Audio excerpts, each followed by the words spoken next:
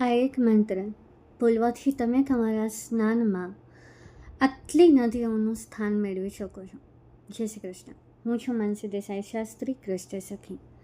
ઘણીવાર એવું બને કે તમે દરેક નદીનું સ્થાન જે છે એ ત્યાં જઈ ના શકો, અને તે સ્થળો પર જવા માટે હવે આર્થિક અડચણો પણ આપણા જીવનમાં એટલી આવી શકે.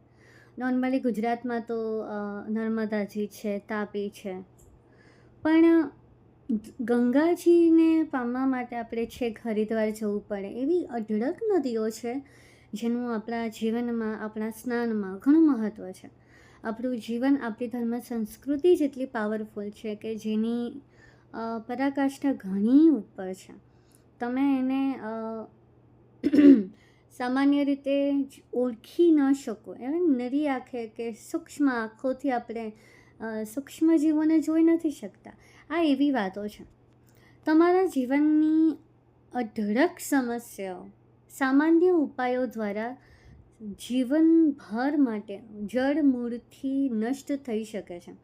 હિન્દુ શાસ્ત્રોમાં, સનાતન ધર્મમાં આના ઉપાયો આપવામાં આવ્યા છે.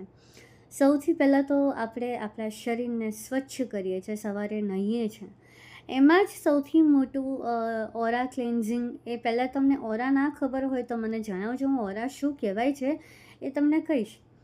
પણ ઓરા ક્લિન્ઝિંગથી જ તમારા અડધા પ્રોબ્લેમ સોલ્વ થઈ શકે છે. તમે એવા બની જાઓ છો કે તમને જોઈને લોકો કહી શકે કે આ કેટલો સરસ વ્યક્તિ છે, આને જોઈને મને પોઝિટિવ ફીલ થાય છે.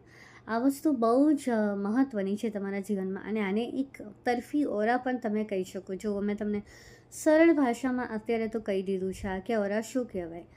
શરૂઆત જ તમે એવી કરો કે જેનાથી ઈશ્વર તમારી સાથે જોડાયા હોય, તો પછી આખો દિવસ તમારો સારો જાય. એમાં આવતી સમસ્યાઓ, વિપદાઓ તમારા સાથે તમારા ઈશ્વર તમારી જોડે રહીને એને સોલ્વ કરાવે છે. હું એમ નથી કહેતી કે ભગવાન બધું જ દૂર કરી દે છે, હરી લે છે. ના, ભગવાન દૂર કરવા નહીં આવે. એક તો ગીતામાં પણ કીધું છે, પણ આપણને એટલી તાકાત આપશે કે એ વસ્તુને આપણે દૂર કરી શકીએ. એટલે એના માટે હું આ સ્ક્રીન પર એક ફોટો એડ કરીશ કે જેમાં તમે નહાતી વખતે આ શ્લોક બોલશો તો તમારા ઓરા ક્લીન થશે અને તમે એક દૈવીય તત્વ સ્વરૂપમાં ભળતા જશો. અમુકને નહીં, પણ 80% લોકોને આ મંત્ર આવડતો જ હશે, પણ આજની પેઢીને આ મંત્ર કદાચ ખબર નથી.